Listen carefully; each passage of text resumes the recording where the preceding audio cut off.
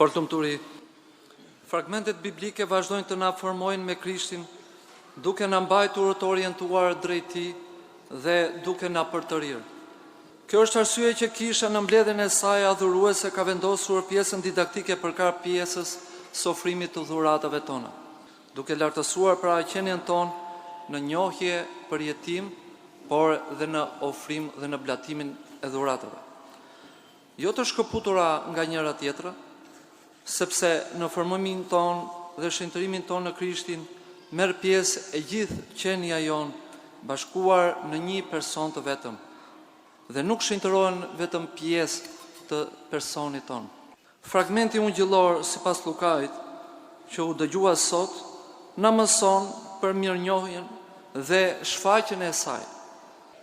Krishti shëroi 10 të leprosur, i pastroi ata nga kjo sëmundje ngjitëse e asaj kohe. 9 prej të cilëve ishin hebrejnë, ishin në bashkombas dhe të njëjtit besim, kurse njëri ishte samaritan, ishte i kombi tjetër dhe një besimi tjetër fetar.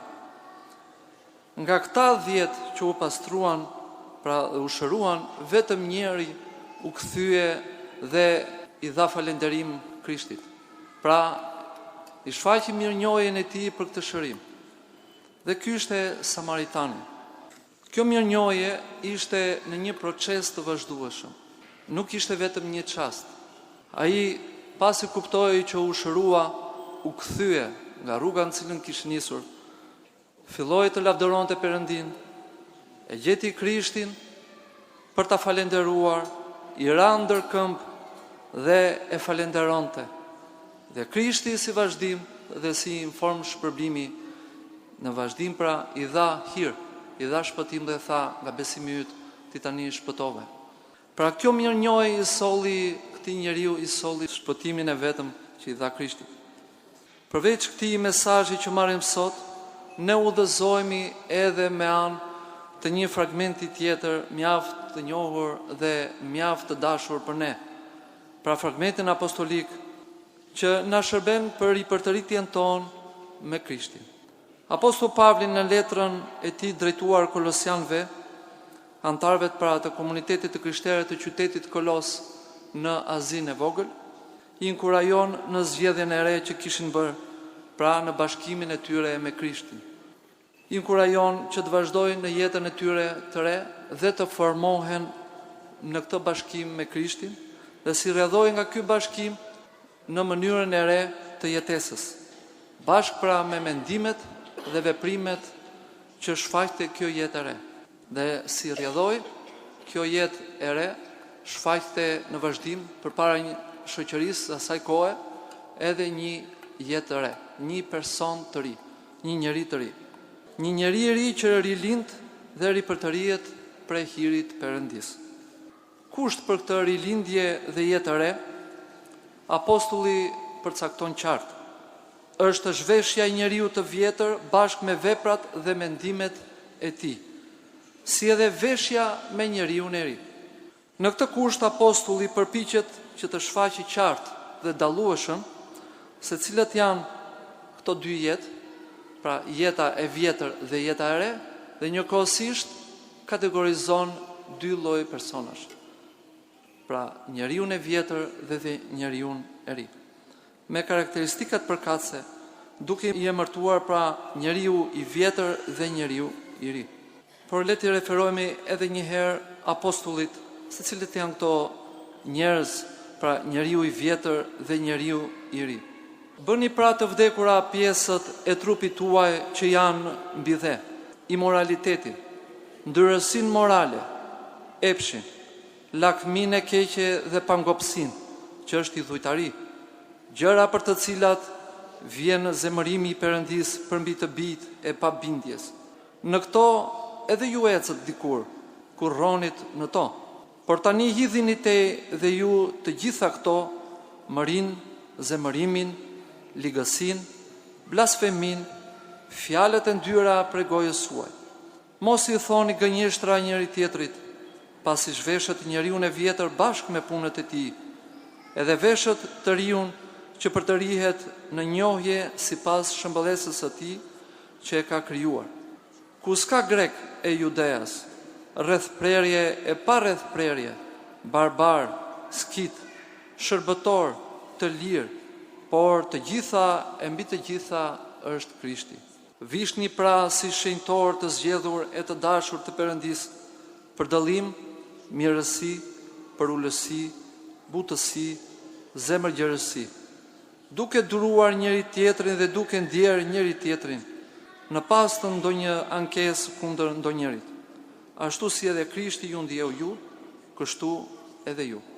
Edhe përmbi gjithë këto, vishni dashurinë e cila është bashkë lidhja e përsosmërisë. Edhe paqja e Perëndis le të mbretërojë në zemrat tuaja, në të cilën edhe u thirret në një trup, si edhe bëhuni mirënjohës. Dhe në vazhdim, apostulli vazhdon edhe këshillat të tjera shpirtërore dhe përparon pra duke shfaqur në vazhdim me detaje.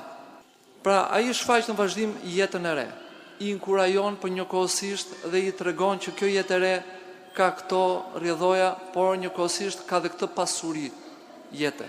Siç e pam pra, kriteri i jetës së re është bashkimi me Krishtin. Mendimi ynë bëhet i njëjtë me mendimin e Krishtit dhe veprimi ynë po i tillë. Prandaj të bashkuarit me Krishtin dhe pasuesit e tij quhen të krishterë, pra njerëz që i përkasin Krishtit dhe janë të Krishtit. Këto të gjitha janë aktuale për sot, për ne të gjithë që jemi këtu në këtë kishë dhe të gjithë ata që mungojnë. Me këtë kriter ne uftuam në pagzim. Uftuam pra që të ripërtërim jetën tonë shpirtërore, por njëkohësisht po me këtë kriter edhe do të gjykojmë dhe do të shpërblemi nga Perëndia.